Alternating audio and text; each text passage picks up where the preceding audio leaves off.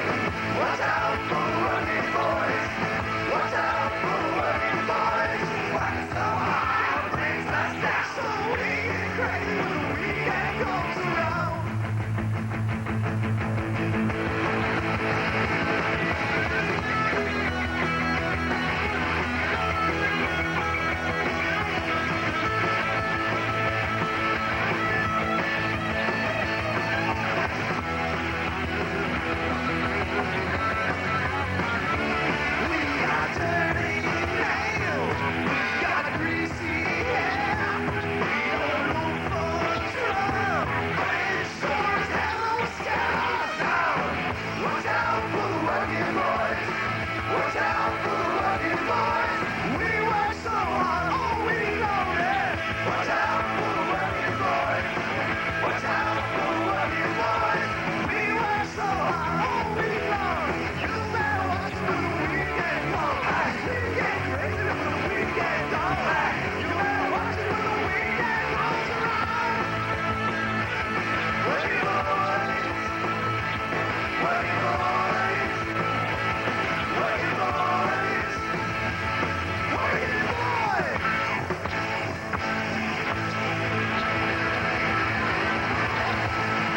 We'll take you inside the record. Levitt's Furniture's big Thanksgiving. Bye, and go. Victor, you're a recording engineer on this project. Just exactly what does a recording engineer do? Oh, okay, I'm sorry. Let's do that one more time. Victor, you'll answer him on this. You answer. Oh, I'm sorry. Okay. Vic just spaces out. Okay. He has a way. Okay. Obviously, he has no idea. Yeah, what he well, does. I'm just, you sit in chairs a Let's lot. cut to the next segment. Okay, stand by, ready to do it again. And go. Victor, you're the recording engineer on this project. Just exactly what does that mean? What does a recording engineer do? Well, the engineer, I guess in the simplest sense, is the guy who sets up the microphones, puts them in front of the guitar to make the guitar sound like a guitar. He runs the tape machines, works the board, the console, as you see. But working with Crack the Sky, the engineer, the role expands a great deal, let's say. It can mean a lot of things. You said it's different working with Crack the Sky. It's expanded. How is that? Well, it expands because you're dealing with a band that plays many different kinds of music. I mean, I never know what to expect, really, from one session to the next. If the lights are going to fall down, or... Right on if, cue! That was amazing! The engineer seems to be sort of the unsung hero in one of these projects. I don't think the public at large really looks on an album as to who is the engineer. Sometimes they do the producer, but who is the engineer? But if you talk to an artist, they're as concerned about who the engineer is as who the producer is as the studio that they're doing it in. Does an engineer really make that much difference in the success or failure of a project? Well, yeah, I think so, because, you know, understanding the equipment is one thing, but getting the most out of the band, understanding what a band wants to do, how they want to translate their music onto a piece of vinyl is something else again.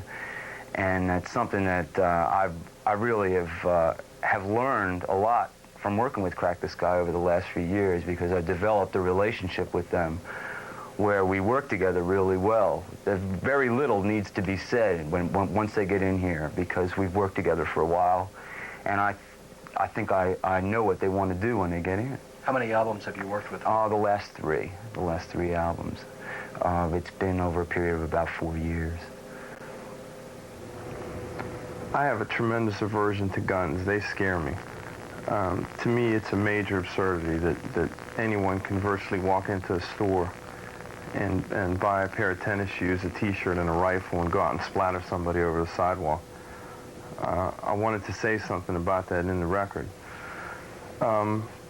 Basically, I had the format and the execution of the song. I wanted to have kids sing this line, "When I grow up, I want to buy a gun and shoot somebody," before I had the actual song written. And my wife, Mary, helped me with that, and we sat down and knocked it out. It's very simple. It's not much to it. The tricky thing was to collect the kids. And again, John Tracy helped me with that. He suggested that we go to an orphanage in the area. And we ended up going to a couple of them and having meetings with the people and the staff. And they were all for it. They thought it was a great idea, and they said the kids would love it and we'll have a good time. And they said, tell us when you want them in the studio and they'll be there, and they were. So here we are with now 60 people, when you include the technicians and all the children who know absolutely nothing about what's going to happen. And that gets a little scary, because it could either come out like garbage, or it could come out great. We worked on it most of the day, and the kids were okay. They were real pros at it. And I think it came out all right. I think that the message comes across. I just hope now that someone listens to it. There's no simple answer to this mess. I think that making people aware of a problem is a good start. I mean, these kids are the future. The frightening thing is they're being forced to accept shooting sprees and assassinations as being a part of the norm of their everyday life.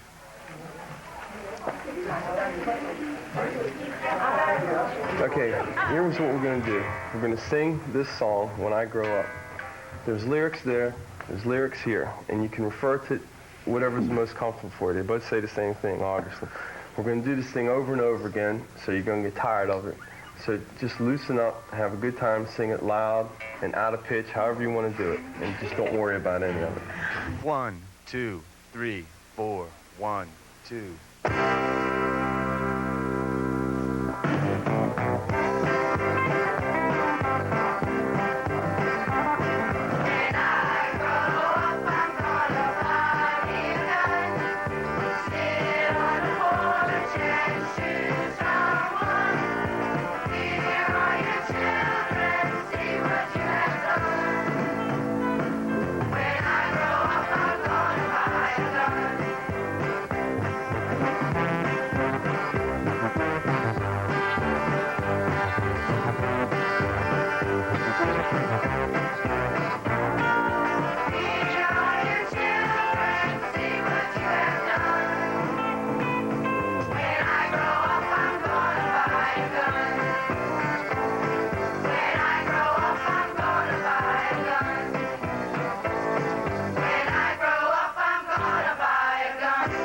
We'll talk to John Tracy and Carrie Ziegler, and She's a Dancer live on the Crack the Sky special next.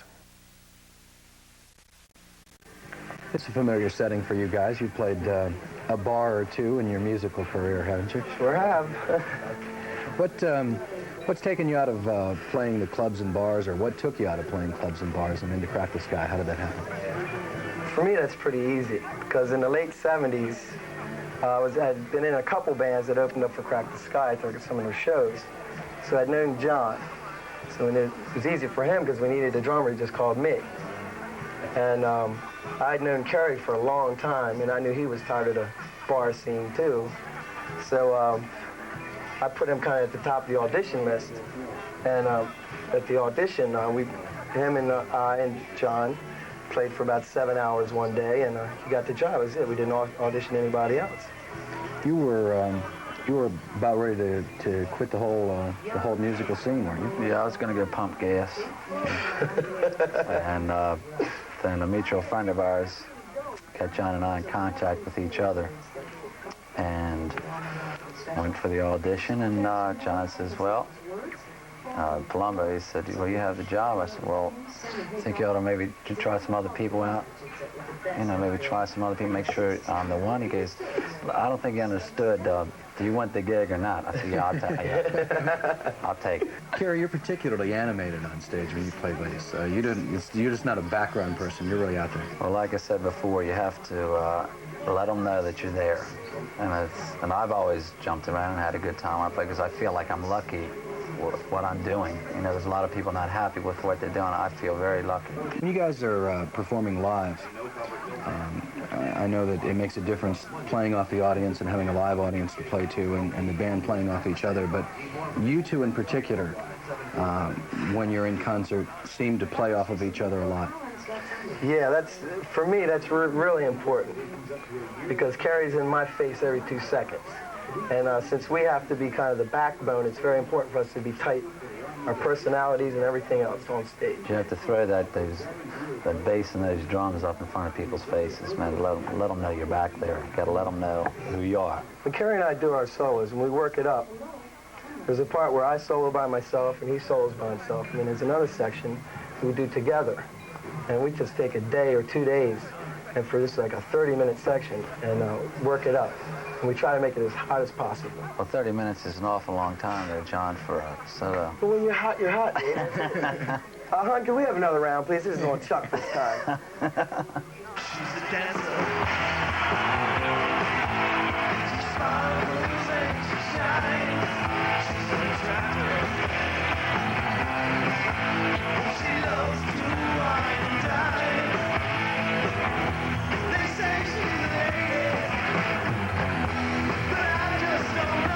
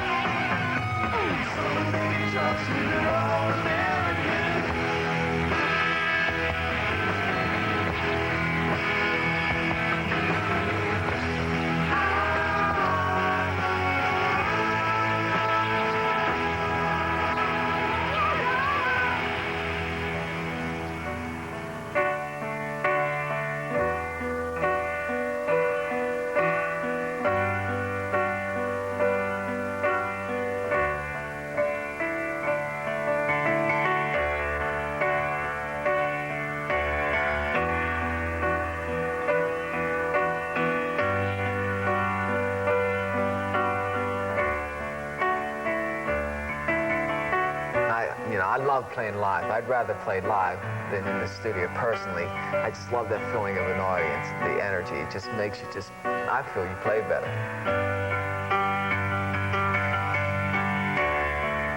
When we play live, we try to go out there and change the songs a little bit to make them more unique to the people so they'll enjoy it a lot more. When we go out live, we try to be as different as possible and try to make the people as happy as they can be. It's a feeling you'd have to be up there to experience.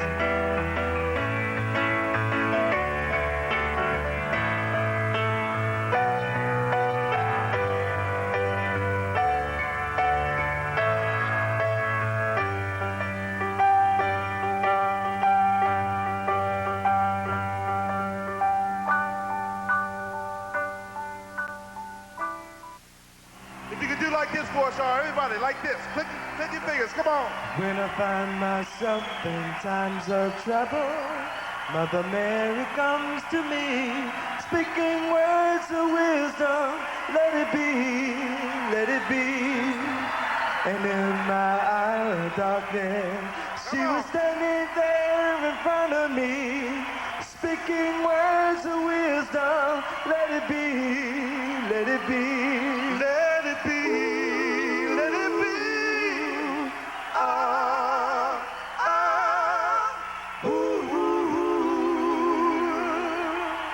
And when broken-hearted people living in a world of greed, there will be an answer. Let it be, let it be. Although they may be parted, there is still a chance that they will sing. There will be an answer. Hey, let it be. Gotta be a new world. Just gotta let it be. Let it be, let it be. Let it be.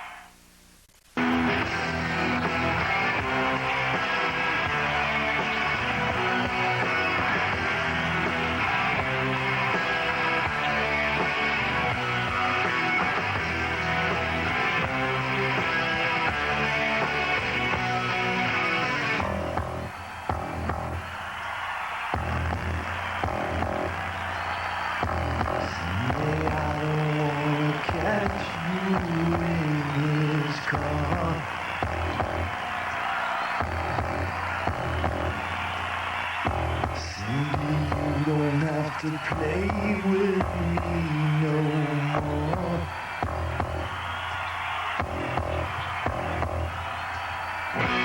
All the boys are telling stories about you. I don't want to hear no stories about you.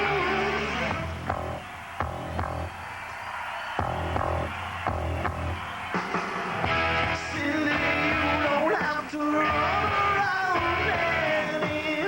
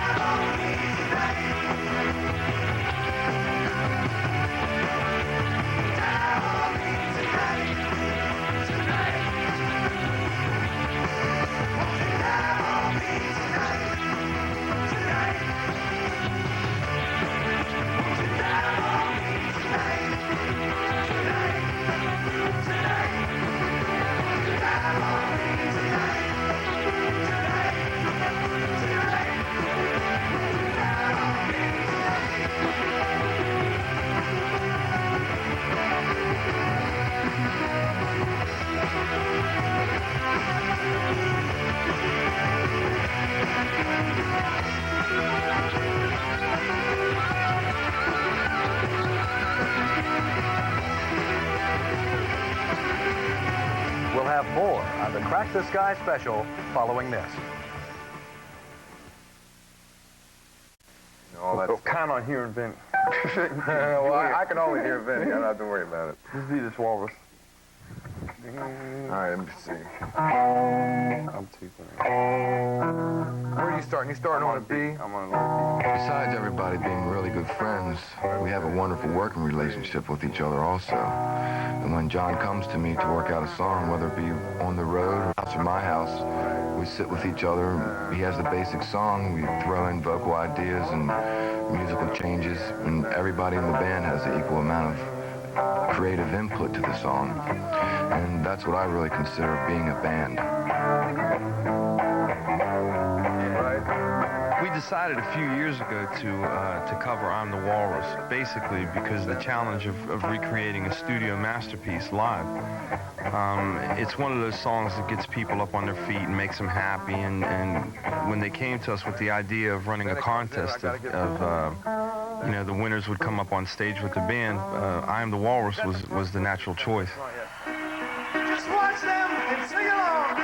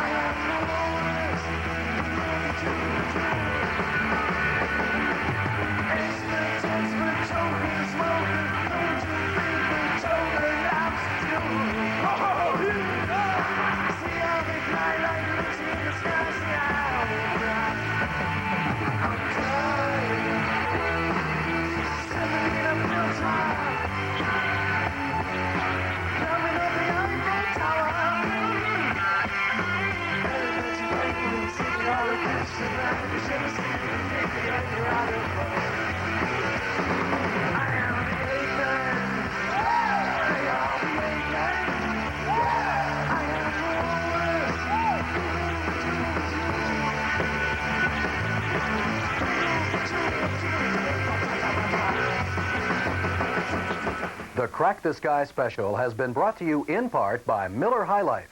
The